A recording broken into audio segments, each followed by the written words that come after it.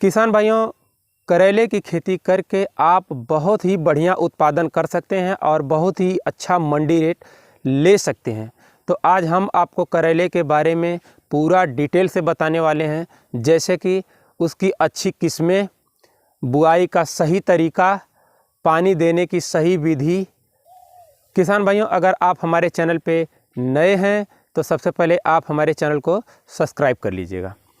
किसान भाइयों, करेले की खेती करने के लिए मैटर करता है आप कौन सा समय चूज़ करते हैं। किसान भाइयों, कुछ किसान भाई जल्दबाजी के चक्कर में करेले की खेती बहुत अर्ली वैरायटी में कर देते हैं और उन्हें काफ़ी नुकसान हो जाता है, इसलिए कि उनके करेले पूरे तरह से ठंड के कारण सिकुड़ जाते हैं। थ्रिप्स वगैरह शुरू में ही उस पर अटैक कर देते हैं और उनके जड़ों का ग्रोथ सही तरह से नहीं हो पाता है। इसलिए किसान भाइयों, आप करेले की खेती करने के लिए कम से कम सही समय का चुनाव करें। किसान भाइयों, अगर आप करेले की खेती करने के लिए सही समय का चुनाव अगर करते हैं तो उस समय में आप जनवरी के लास्ट महीना या जनवरी में ही करें।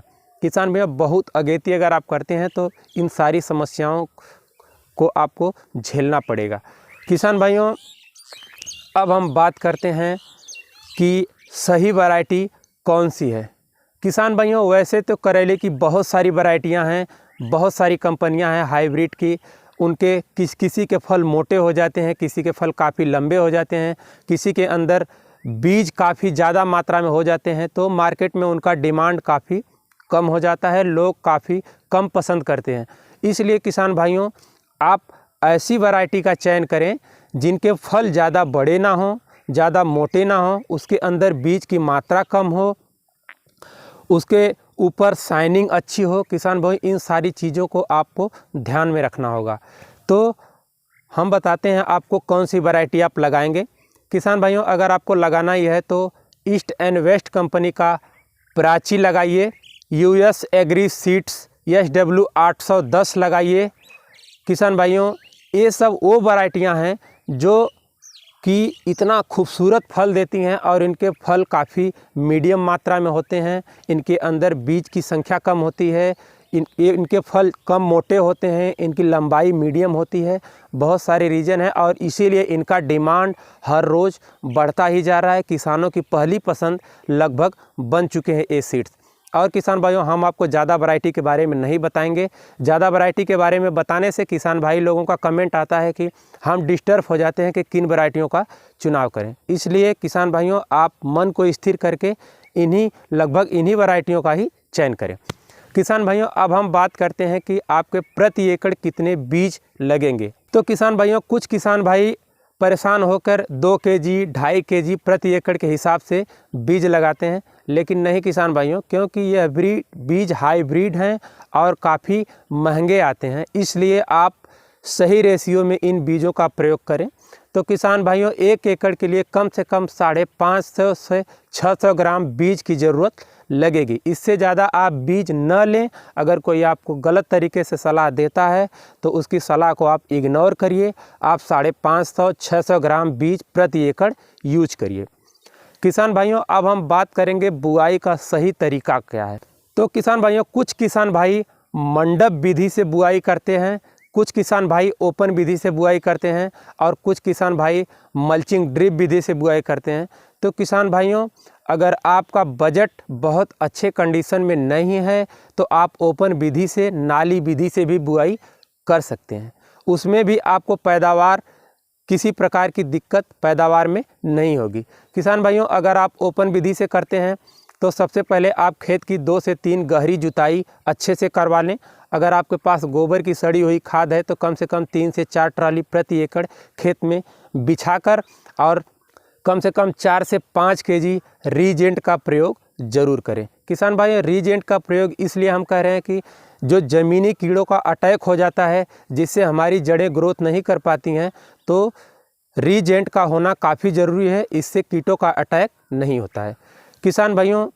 और इसके बाद आप बात करें हम उर्वरक की, तो उर्वरक में आप कम से कम 50 kg DAP, 50 kg muriate of potash, single super phosphate कम से कम 100 kg और इसके बाद 40 kg यूरिया प्रति एकड़ के हिसाब से किसान भाइयों खेत में डालकर रोटावेटर चलवा लें।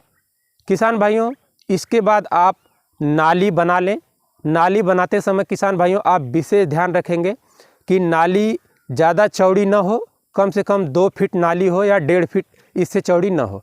इसके बाद किसान भाइयों आप नाली से नाली की जो दूरी है इसे आप कम से कम 6 फीट रखेंगे, इससे ज़्यादा नहीं रखेंगे।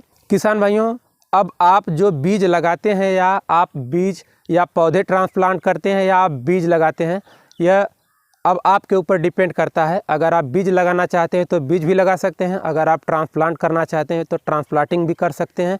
इन दोनों विषयों में कोई बहुत ज़्यादा दिक्कत नहीं है, आप कोई सा भी कर सकते हैं।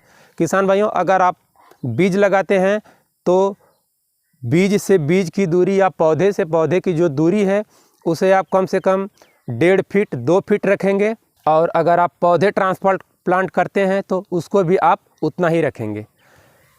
किसान भाइयों ये तो हो गई बुआई का तरीका। और किसान भाइयों बात करेंगे हम सिंचाई की विधि। तो किसान भाइयों सिंचाई करते समय आप हमेशा काफ़ी ध्यान रखें कि सिंचाई करते समय कुछ किसान भाई अपने खेत की नाली में पूरी तरह से पानी भर देते हैं, और पानी भरने के बाद पूरी की पूरी मिट्टी बैठ जाती है, पौधे ग्रोथ नहीं कर पाते हैं, पूरी तरह से पौधे पीले पड़ जाते हैं। किसान भाइयों इन सारी चीज़ों पे आपको विशेष फोकस करना ही पड़ेगा। अगर आप छोटी छोटी चीज़ों को ध्यान में नहीं रखते हैं तो आपकी पूरी फसल बर्बाद हो जाएगी। इसलिए किसान भाइयों छोटी टॉपिक पे आपको विशेष ध्यान देना है। किसान भाइयों अब हम बात करेंगे पौधों के ऊपर थ्रिप्स या कीटों का अटैक। तो किसान भाइयों जब आपके पौधे छोटे होते हैं उस समय थ्रिप्स वगैरह या छोटे मोटे कीटों का अटैक होता है। किसान भाइयों उस समय आप मैंकोजेब कार्बेंडाजिम पाउडर ले लीजिए, आप थोड़ा थोड़ा उसके ऊपर छिड़काव कर दीजिए। अगर हो सके तो राख में मिक्स करके छिड़काव कर सकते हैं, किसी प्रकार की कोई दिक्कत नहीं आएगी। किसान भाइयों आपके करेले की फसल लगभग 50 से 55 दिन में फल देने के लिए तैयार हो जाएगी। किसान भाइयों अगर आप जनवरी के महीने में पौधे लगाते हैं, खेती करते हैं, तो कम से कम जनवरी से फरवरी, फरवरी से मार्च में आपके फल स्टार्ट हो जाएंगे, और मार्च से अप्रैल, मई, जून, जुलाई तक किसान भाइयों मतलब जब तक बारिश नहीं हो जाती है तब तक आपके पौधों से फल कंटिन्यू मिलता रहेगा।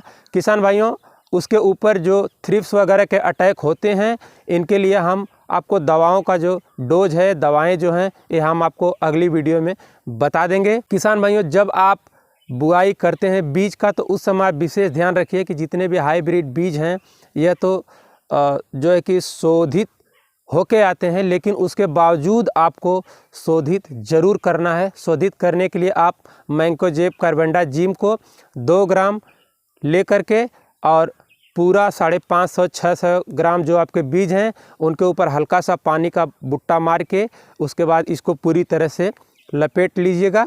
इसके बाद हल्का सा छांव में सुखाने के बाद ही आप इसे बुआई करिएगा।